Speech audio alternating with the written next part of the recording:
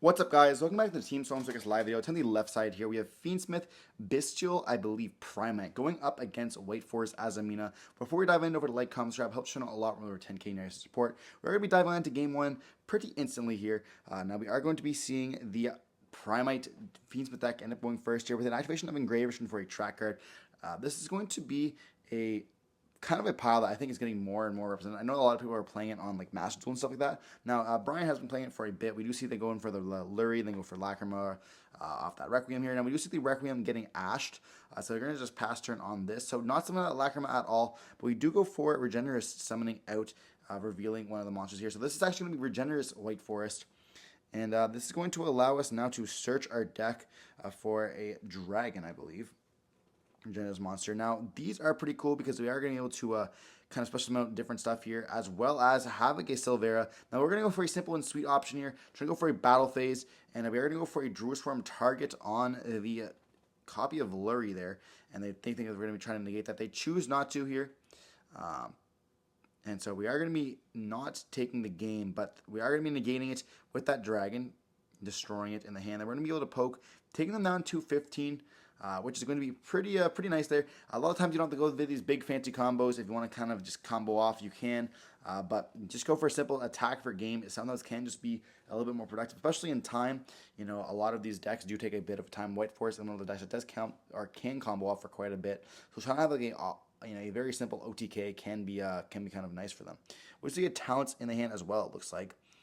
I'm just going to pass turn on this, so maybe not being able to have any more of the stuff going on. We didn't see a monster in the main phase either, but it looks like we have another copy of the level 4 in the hand, which we kind of can't combo off with either here. So we're going to see the Engraver going to shuffle back, summon it out here. I'm going to go for the Requiem equip, and then we are going to think on this. And we're going to go for the Sage, and we are going to negate with that Sage there, tributing off that Archphoenix, which means we can add it back to the hand in the end phase. But we're going to scoop it up there, realizing the game's going to be lost. I mean, yeah, White Forest most likely will be able to finally draw for turn, of course, and then being able to start comboing off, as well as having the Archfiend back in the hand.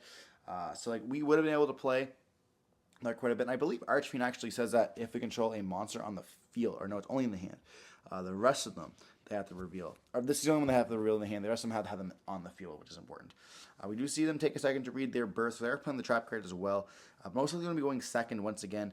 Probably not going to get away with the simple OTK there that we potentially would have seen if it wasn't for that copy of a Bystial in the hand. Now, the Bystials definitely are less, but they are still having 3 copies of Rebellion in their deck, which is definitely going to be great. Now, this is going to be the Primite Fiendsmith deck. We didn't see any Primite cards there. Maybe having like the Drill Beam as a brick definitely could have sucked in their hand, but diving into game 2, we are going to be seeing the Primite deck. Hopefully going to have a better advantage for going first. You know, maybe a copy of Lordly Load, which is getting reprinted very, very soon. Again, and let's see, all these cards are actually getting reprinted.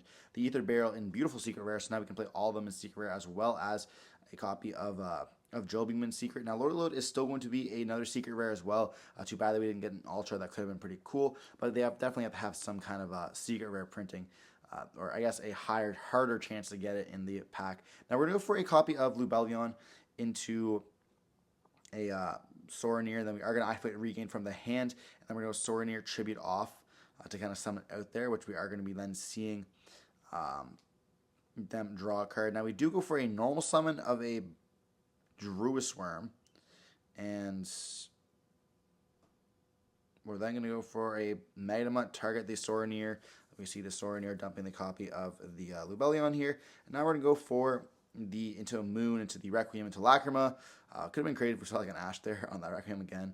We're going to go for the Engraver, send a copy of the Lacrima, send a copy of Engraver here.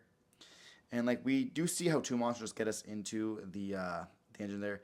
Now we're going to go up into the Princess, and then do we have another way to trigger Princess? Now, Lubellion is a way to trigger Princess, but we did start it off with the turn with it, so most likely not going to have another copy of it available. Maybe a track in the hand that kind of can get it off, but it doesn't look that way. We're going to overlay up into a copy of Caesar now, which hopefully does stop the Regenesis cards. It does stop by a bunch of the White Forest stuff, and we just had the Magnemite Resolve, which can let us search for Baldrake, which can be another interruption with the copy of of the regain on the field as well, because whenever they're going to summon, they're going to be able to summon out a copy of the Magnemite in the graveyard, and then get another search here, and then be able to combo off that way as well. Now we do see the Archfiend in the hand. Looks like the spell card or the trap card Morian there, and we do see Archfiend revealing, and it looks like they can get just as a body with 25. That's going to allow us to now trigger out the regain, summoning out the Druid Worm, and then we're going to chain the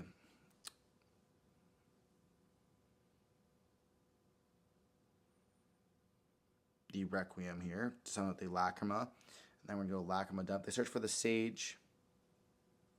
We do dump a copy of Paradise now, so we do have a way to respond to that Sage.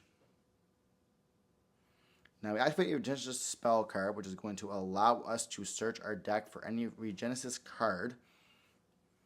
Now we do go for the Dragon, so now we have a 25 in our hand, which is important. And they do look through their deck, and to look at the copy of the Vengeance, which is 25 as well here.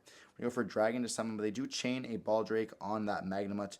Then we're going to be seeing the Baldrake summon itself out. And then we're going to go for a regained draw, putting that Magnemite back in the deck there. Probably not seeing it anytime soon, but we do have the potential, as well as having a light level 4 on the field and a level 6 dark can be definitely beneficial. Now we do go for the Sage summon. Now we're going to go for the Fiendsmith Paradise. We're going to go for the Desiree. Desiree shuffle back to target that copy of Sage sent to the graveyard here. And we are going to be thinking on this, if we have anything that we want to stop, we're going to negate that with the Sage. And then we do activate the White Forest. The first White Forest card we activate that has an effect, and this will allow us to search our deck. The Field Spell, an amazing card from the deck. Now, obviously, Duel in the format is not going to make this card that incredible that it should be. We're going to see normal summon of the level 4. Then we're going to search for the copy of the Another Searcher. Then we're going to be able to search for the Elzette, because you do control one of the 3 types of the White Forests. And you see the Elzette being searched. Now, we do go for the Dragon summon out in the hand. And then we can Synchro Summon away, or do we opt to link here?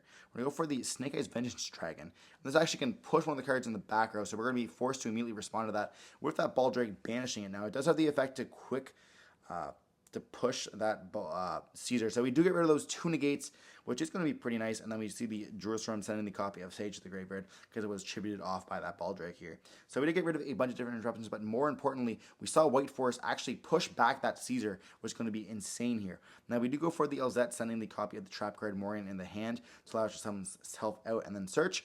And then we go for the Relacia or the Silvera, whatever one it is, for that CSOTS Super, getting rid of the copy of the Regenesis spell to now summon itself out. Then we go up for the bat here. I'm not going to try pronouncing her name. It is like the Reselia Sinister Soul. It does get rid of the copy of the Field Spell to allow us to search our deck for any White Forest or Light Spellcaster from the deck to the hand, which is very, very good, especially with like the copies of Elzette that we are going to be searching here. Which is going to fuse and Synchro Summon, depending on what we kind of need to do here. Now we're going to Synchro Summon away into the copy of Diabels. That's going to allow the Elzette to let us search our deck for any Sinful Spells card. And then we also get to add back a spell card here with that Diabel Star there. The level 8 Synchro or whatever it's called. But then we're going to search for a copy of Wanted as well. Now we go for the Wanted, allowing us to search our deck. And now we do have a Diabel Star Vengeance that we can search. And we have a Spell and Trap in the graveyard to summon itself out here as well. So we could see a bunch of things kind of resolve here, depending on what I want to go for. Do you want to go for a Diabel? We go for the Vengeance, which is going to be an amazing card, paying half your life points. If you guys have not read this card, I definitely recommend you to do that. We're going to go for the Banish the Morgan as well as the copy of the Field Spell here. And then we do pay half our life points to pop a card, and then if they control a monster, we can summon out a Synchro monster here. So we do summon out the copy of the Silvera. That's going to be able to book a Moon if we want to. We're going to go Battle Phase, and it's going to be enough for game. So we just see White Forest end up taking game 2 as well, even through all those, pushing through the Caesar there. Kind of crazy that we saw them play through the 2 Caesars, the Baldrake, the Druid Worm, as well as the Paradise as well there. Very nutty that we ended up playing through that. I did not expect White Forest to end up sweeping this deck. You know, a lot of the Primite stuff, which we did not see, but the Bystials are very good against White Forest, as well as having like the Fiends and stuff. Always going to be a pretty good duel there. Regardless, hope you're watching the video. Don't forget to like, comment, and content like this, and stay safe. Peace.